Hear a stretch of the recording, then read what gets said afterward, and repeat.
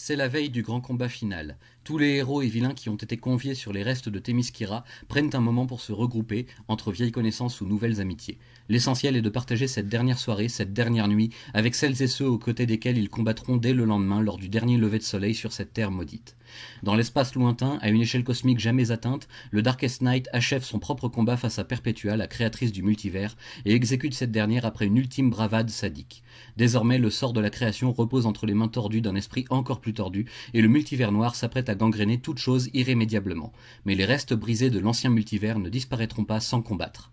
Alors que tous les personnages secondaires comme principaux, bons ou mauvais, se préparent pour la dernière bataille qui scellera à jamais le destin de tous les univers connus, Wonder Woman poursuit sa propre mission vers la Forge des Mondes, où elle espère trouver assez de puissance pour forger une machine conçue par Luthor à partir du Death Metal, un engin qui sera capable de rappeler toutes les histoires passées dans une grande et omnipotente continuité éternelle, générant ainsi assez d'énergie pour détruire le Darkest Knight une fois pour toutes.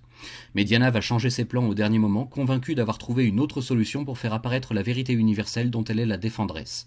Devenue à son tour une entité cosmique parée d'or, Wonder Woman est prête à affronter le Darkest Knight pour lui arracher le contrôle du multivers et ramener les choses à la normale pour tout le monde, quel qu'en soit le prix.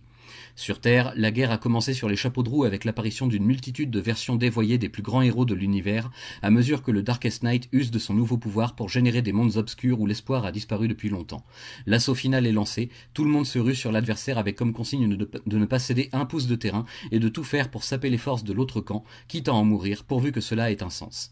Certains agissements seront des plus héroïques et de nombreux héros comme vilains d'antan devront se résoudre à un ultime sacrifice pour remporter une victoire plus qu'éphémère sur un cauchemar qui s'abat sur eux. Certains resteront à jamais dans l'ombre, tandis que d'autres se battront sous les regards de chacun. Et là-haut, dans les cieux sans limite, Diana affronte le Darkest Knight à travers l'espace et le temps, jusqu'aux confins de l'histoire du multivers, au-delà des crises, au-dessus de toutes les réalités qui s'entrechoquent.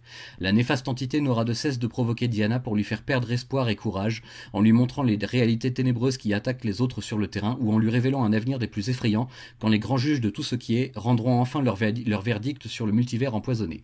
Mais qu'importe les voies qu'emprunte le mal pour lui parvenir, Diana ne se laisse pas atteindre et refuse de ployer sous la menace de cet avenir incertain et cruel.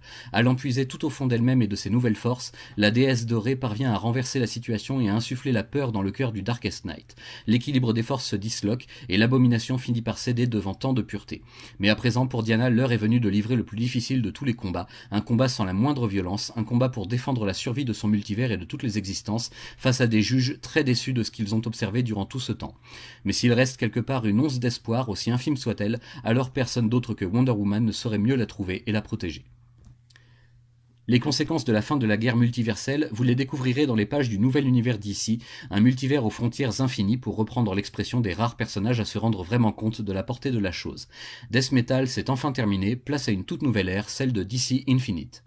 Que retenir de cette saga qui marque ainsi la fin de DC Rebirth et plus largement de l'invision de Scott Snyder et Greg Capullo? Au fond, je ne sais pas moi-même si j'ai bien tout compris ou tout bien assimilé. Il faudra sans doute plusieurs relectures dans quelques temps, quand j'aurai commencé à prendre connaissance des séries Infinite ou que j'aurai lu les anciennes crises de DC, celles de l'univers dit classique. Quoi qu'il en soit, c'est un gros morceau d'histoire des comics d'ici qui se clôt ici, une page immense qui se tourne, et le principal changement c'est que désormais toutes les continuités parallèles sont rétablies dans toute leur grandeur. Le multivers noir existe toujours, quelque part, mais semble scellé et incapable de faire davantage de mal aux autres réalités. L'omnivers a rendu son jugement, et les personnages comme les lecteurs se dirigent maintenant vers un futur totalement inconnu, où tout est vraiment possible. Est-ce que la promesse sera tenue? Il ne reste qu'à lire les nouvelles parutions de DC pour s'en rendre compte, et à continuer d'espérer que cette nouvelle ère tant attendue soit réellement pleine de merveilles et de visions nouvelles et inédites de nos séries préférées. Je reste un peu sceptique par nature car on commence à se rendre compte que tout a pratiquement déjà été fait ou raconté et je vois mal pour l'instant comment les auteurs parviendront à se renouveler, peut-être tout simplement parce que je ne dispose pas de la vision d'ensemble. Et puis au fond, Death Metal n'aura peut-être pas tant de répercussions que cela sur les séries solo des personnages d'ici, du moins pas tout de suite. Encore une fois, tout reste possible et la fin très ouverte de cette ultime saga signée Scott Snyder nous invite à laisser parler notre imagination en attendant que les artistes aux manettes puissent faire de même. Niveau dessin, pour conclure, globalement rien à redire pour tout le monde fait très attention pour respecter les cohérences du scénario à plusieurs mains, le style général est très bon, même dans les toutes petites histoires qui servent régulièrement d'interlude, on note un souci constant du détail qui fait vraiment plaisir à voir. C'est la fin d'une grande aventure et le début d'une autre comme de juste. Assurez-vous de n'avoir rien manqué, surtout pour celles et ceux qui auraient choisi de ne lire que les chapitres de Death Metal et aucun des à côté, et faites en sorte de clarifier vos propres pensées et impressions après cette lecture qui les aura bien mises à mal.